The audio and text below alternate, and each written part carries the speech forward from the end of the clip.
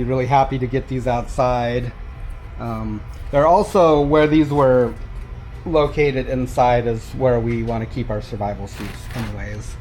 And these do generate a little bit of heat, so we didn't want to put a bunch of stuff on top of them. Nice. Yeah, these got roughed up in the mail a little bit. I was a little bit disappointed in the eBay seller because I specifically told him to wrap these things up good, but instead he just put it in a box like that size. Yeah, with nothing around it. In the original box it came in, and it just got banged around. One of them was busted open. The Postal Service restrapped it. I think it lost one of the brackets. But more than anything, of course, the bracket has to bang up these coils right here. And I looked at them close, and they looked okay. And I just kind of put some varnish over the top of them, and we have been using it. And so I'm hoping it doesn't burn up, because while they're not terribly expensive, maybe like 120 bucks each, it's the shipping to us that is exorbitant. I got these for a good deal, and I paid the difference on the shipping, but most of the time guys want like 200 bucks to ship these up here, so it turns $120 or $130 unit into a $350 unit.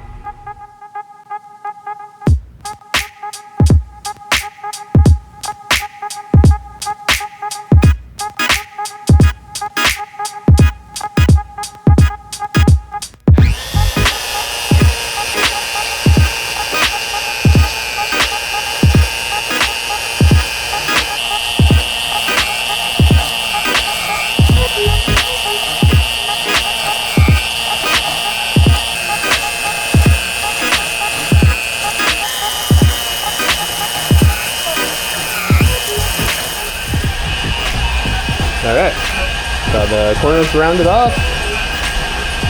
Ready to bust some holes through these and put the stainless sleeve insert into them. Keep them last a long time that way.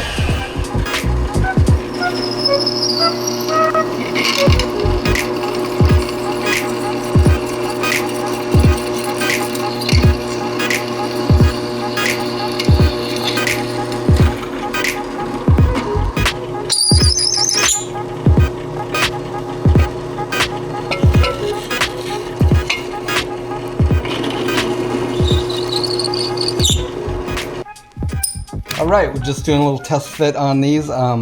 Picked up some coupling nuts. It's a 1/4 20 thread. Got some bolts for them, 4.5 inch bolts. Was about the perfect size here. These are just steel. The stainless ones were actually too short. They were 3/4 inch, which pretty much would have meant that this was hitting the bottom and they wouldn't work out. So these will work fine. So just kind of test fitting this in a couple different configurations.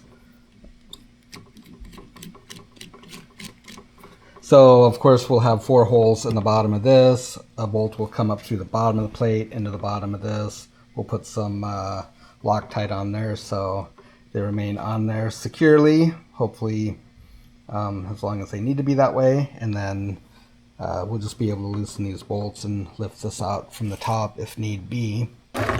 So that'll be fine. I'm kind of thinking that I'll configure it this way, just a little bit easier to manage these wires, I think, coming out from below. Yeah, I like that. Yeah, so this set right here just goes to a capacitor, and then it's discharged, by the way. Yeah, I did that before we took it off the boat. And so these guys, I think I'm just going to make a little bracket in here where both of them just can be secured like that. Will be fine. And then it also has a starter here. Probably do something similar, something like that maybe. That would work good. They can just like be zip tied in. Yeah, I think just a plate would work real good. And I can just put a little tab on the bottom for that to screw into, and one on top. And then a zip tie probably for this. They're not really going to go anywhere.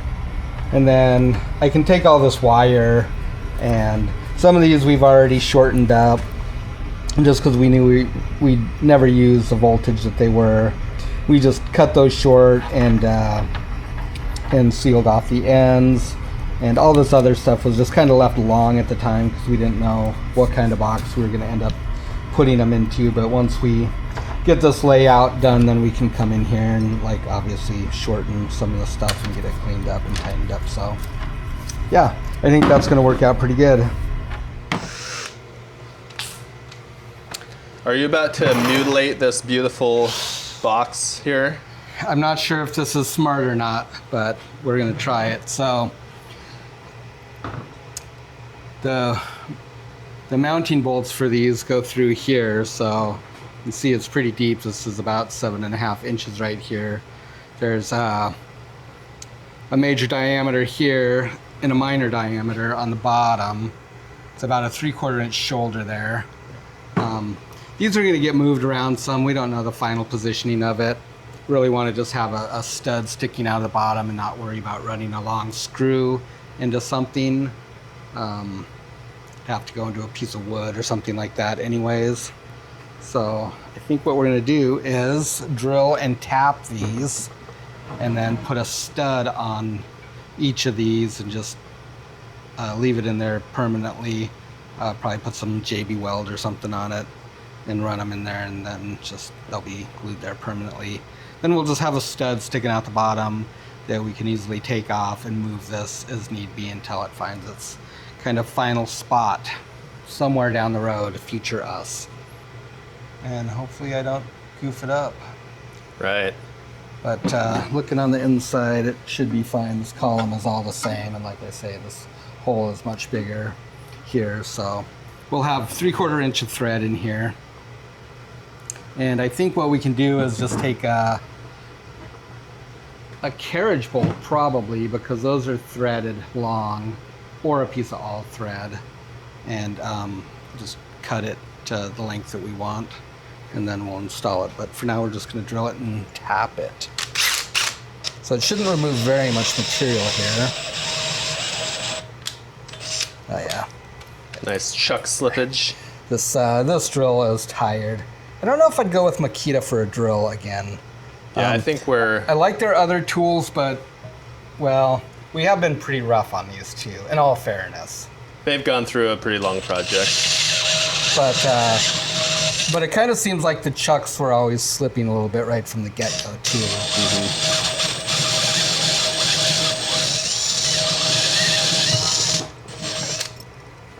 So far, so good. So this is actually located on the outside of the interior, and so that's what makes it a very nice box, is that you don't have this as a leak point, even with the lid on. And now the question is, to power tap or not to power tap?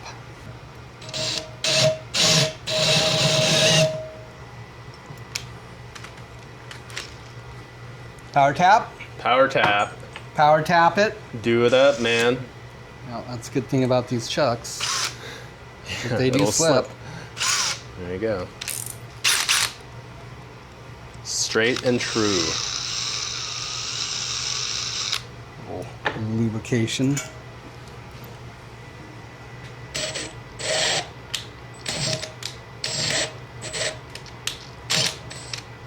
Yes, you will get cranked down even more.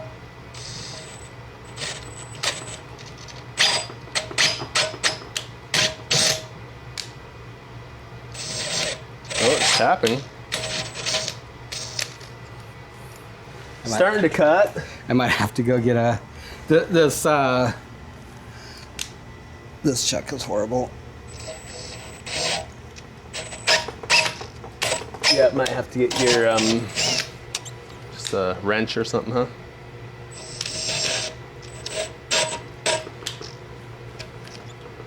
We have a tap handle for the smaller taps. We don't have one for a big tap. Always mean to get one, but then when we need it, it's like, oh, we're supposed to get a big tap handle. But then we don't need it anymore, and we forget that we need it. I think they're kind of spendy around town, so it's hard to justify going and buying one. Oh, did I go there crooked? Maybe it's just... I think it's just following its given path. this is a proper tap handle right here. Right. Spanner. Everyone's favorite tool in the shop. Yes. A wrench, a hammer. It's a multi-tool. It's a multi-tool. Tap handle. Yep. So while I would think about just putting a bolt in here and calling it good, I think the advantage of just putting a stud in here and gluing it in there permanently is that as you take this on and off, especially with the fastener, it's going to want to get corroded in there, especially a stainless one. And so every time you remove this, it's going to start ripping that aluminum up, and pretty soon you'll have no more threads. And this isn't going to be a light little thing here either. It's got 50 pounds of ballast in this, so we want to make sure that it's secured well.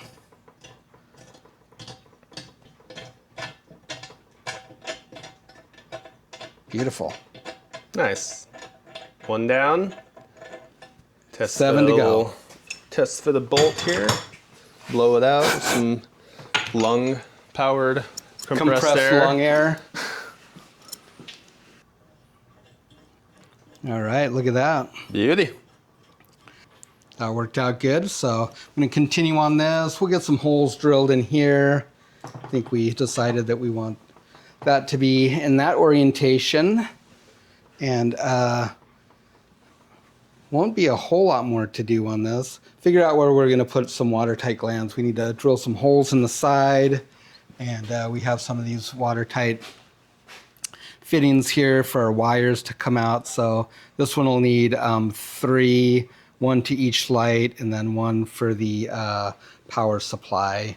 And we'll just run a 4-wire into it. And that way we can have each one on its own switch, which is kind of convenient. Sometimes when you're running, so these will be for the port and the starboard light. Sometimes when you're running, you can just like turn off one light if there's another boat close, one that's kind of blasting him. Yeah, a little courtesy to other boats, as long as they're not blasting you with theirs.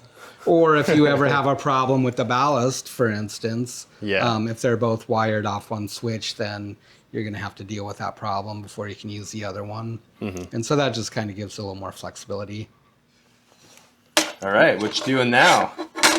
Getting ready to sleeve these, so I'm going to put a stainless sleeve inside this aluminum for our bolt to ride on. That's going to prevent this from getting all wallowed out over time. Oh, that's easy. That slipped right in there.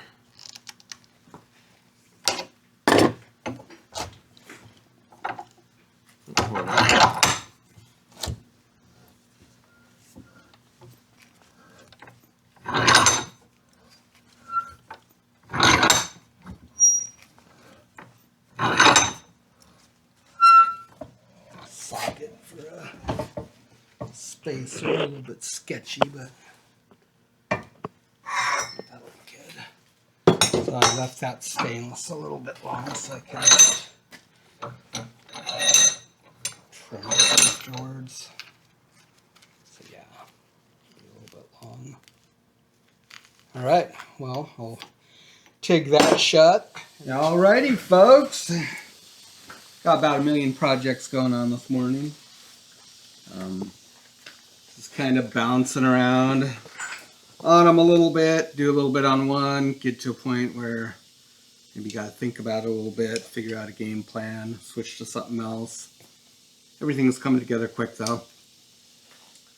So we got a bunch of our pieces cut for our jig mounts yesterday. That'll be the height that they are off of the brackets. These are going to be the brackets for the rails. Basically, add a back plate. I just got to finish trimming these up, and those get glued on there like that. Got a game plan for a strap on the top that'll tie into the upright on the rail, so that'll work out really good. So we'll start getting these welded up later. And now I'm just shifting to this big piece of aluminum plate that I got here. What is this? 6-inch 1/2" by 6" flat bar, aluminum flat bar. This is going to be the base of our forward stabilizer pole mount. So we need forward stays to keep our stabilizer poles rigid and keep them from getting pulled back when we're going through the water. So this is going to be for that. This is for 2 pieces. I'm going to split this in half to start with, and then I'm going to go get my hole pattern marked out, and then Matt can start drilling some holes, I guess, fabricating the pieces. So I drew this up on Fusion. I'll show that to you in a minute after we get this cut in half. This is just slightly over 18, which is good. The blade is 1/8" thick on that saw. So we're going to mark this right at 9 inches.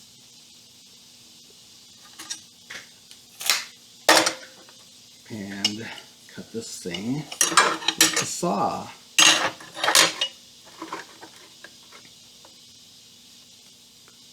So we're just using our compound miter saw to cut this aluminum.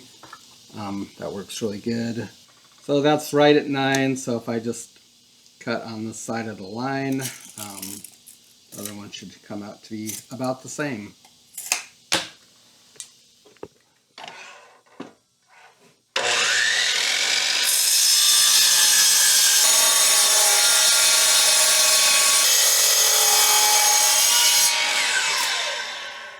All right.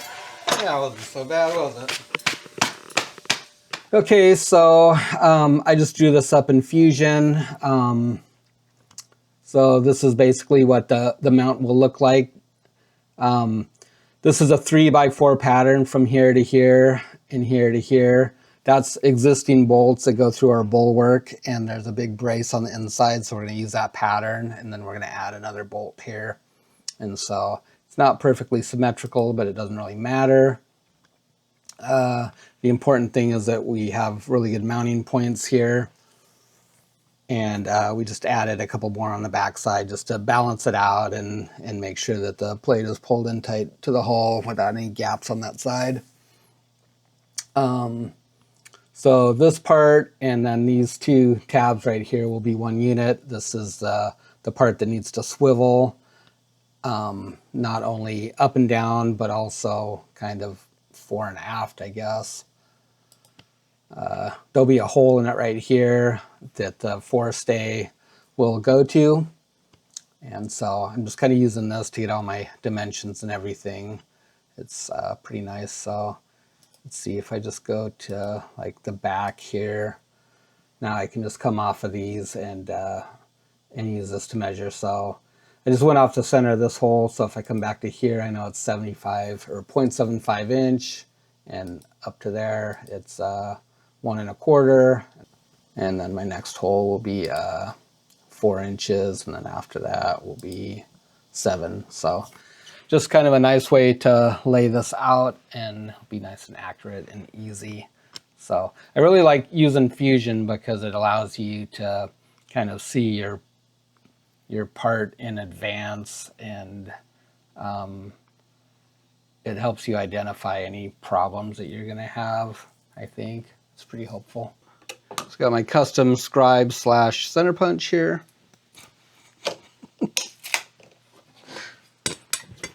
Multi-purpose.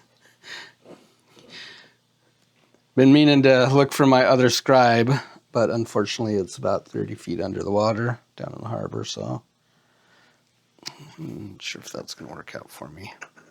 Yeah, it might be a little crusty now. Yeah. This stuff doesn't need to be like super accurate by any means.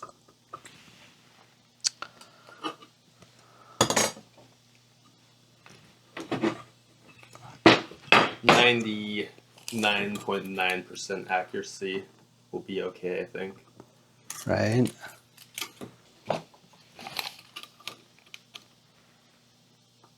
Don't want to tell anyone, but sometimes I'll actually just set the Micrometer to 1.5 inches and scratch the metal with it.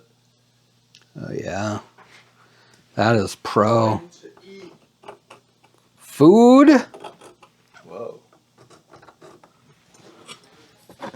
Yeah, that's a pro machinist tip right there. Machinists hate this trick. This one simple trick.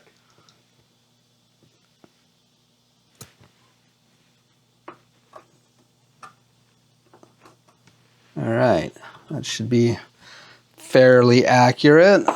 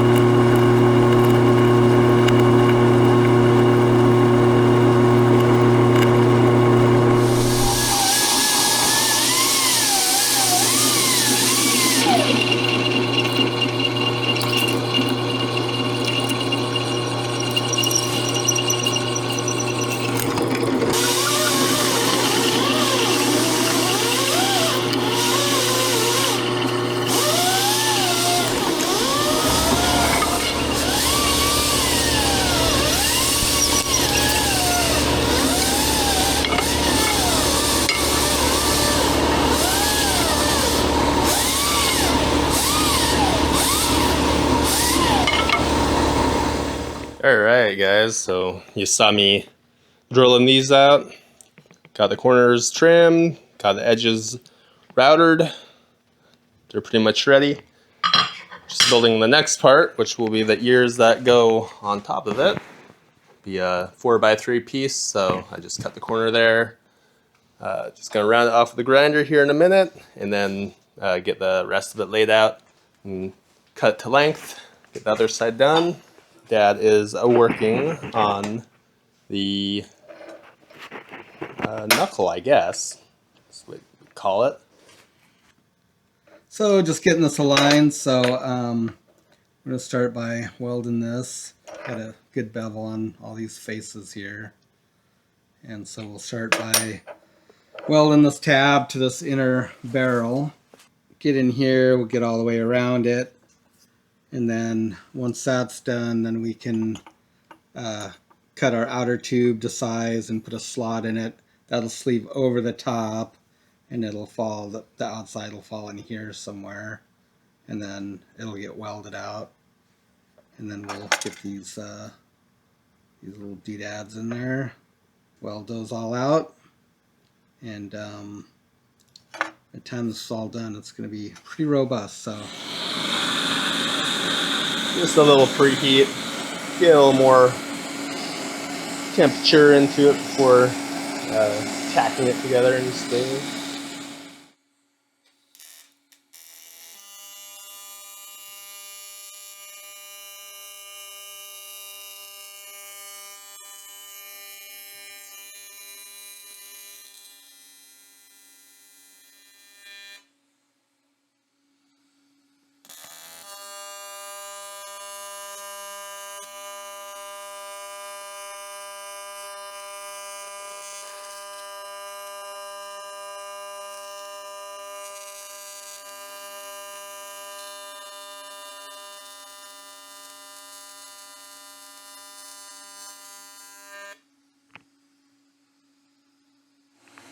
Nice. nice. I can smell the heat rising off of it. Yeah. Time to do some baking. Probably just kind of go for a fusion weld here first. So I really get down in the toe of that. And almost just do a fusion weld where you're not adding filler unless like really necessary. But that's the nice thing about this, is if you can get in there and hopefully not dip your tungsten, but you'll just see it just completely melt and fuse those two together. And then we'll come back in with a couple of passes.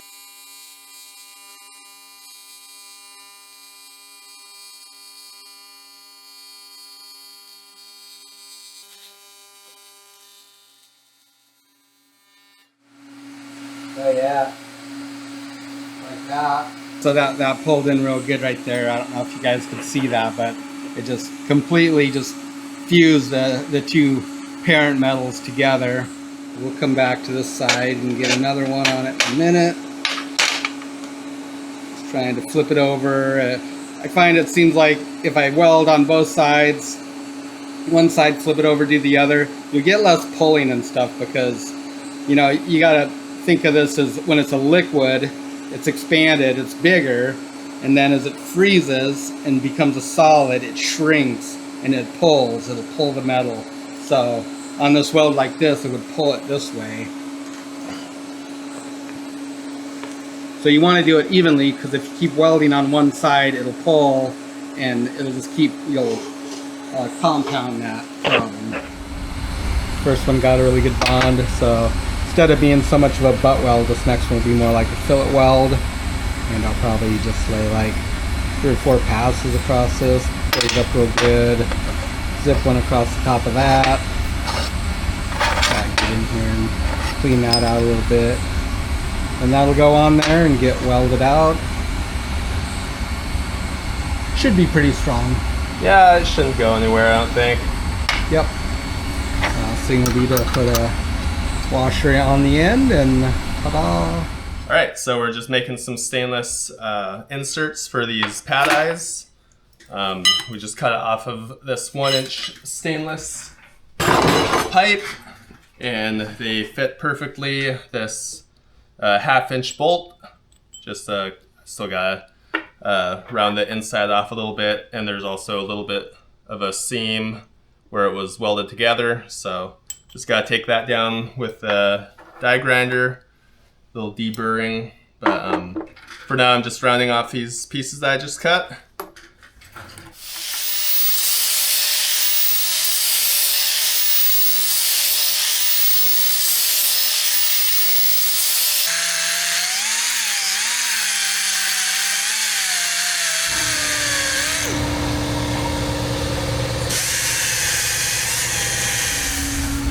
So these are the eyes for the plate we drilled out over there. So just got the holes bored out a little more. Got the stainless inserts done earlier, as you saw. So I'll go ahead and hammer this in.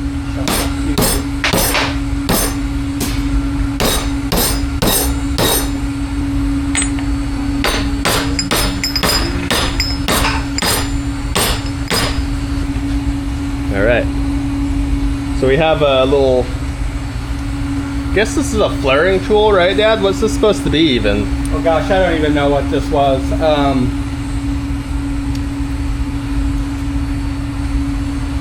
have no idea. Is it like a steady rest? It's kind of like a steady rest in a way, but it was something else. But I have no idea what it was. It just turned up from somewhere. And some junk. I have no idea what it was. Comment down below if you know. Some kind of weird spindle. Interested to know. I don't think it was a steady, or a center. Not a steady rest, but a center. Right. Like a dead center that doesn't spin, obviously, because there's no swivel on it. But I don't know what these things are for.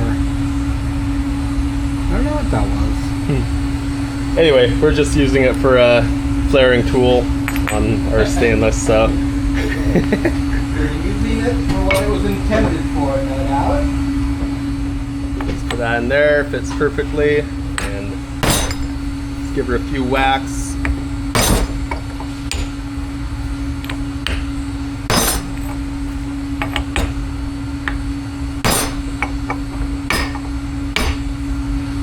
And that just spreads or flares the edges of the stainless out, mushes into the aluminum a little bit and helps it bite in.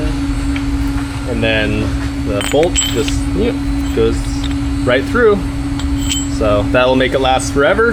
The bolt will never wear through the aluminum or cut through it or any of that nonsense. So yeah, like Matt said, it's important that insert, by flaring it like that, it really does crimp it against the aluminum and bites it in there.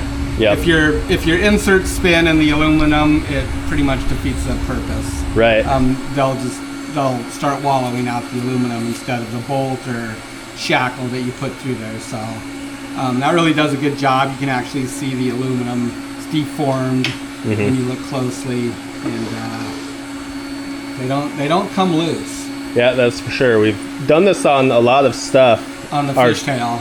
Yeah, on the fishtail, on our davit. And time has proved that it's good. Yeah. Okay, got all those inserts pressed in and hammered in, and it was quite obnoxious, but it's done now. So ended up with 14 of them done here, and then Dad's got the 2 things he's working on, the Knuckle, I guess. So 2 more to go on those, and that will be all of this stuff done. And we'll have to do the same with the poles down on the boat. So I'll get going on cutting some more of these inserts, and we'll just have to bring our little flaring tool down there and do some hammering. So yeah, anyway, that's most of the fabrication done around here. So quite a pile of goods.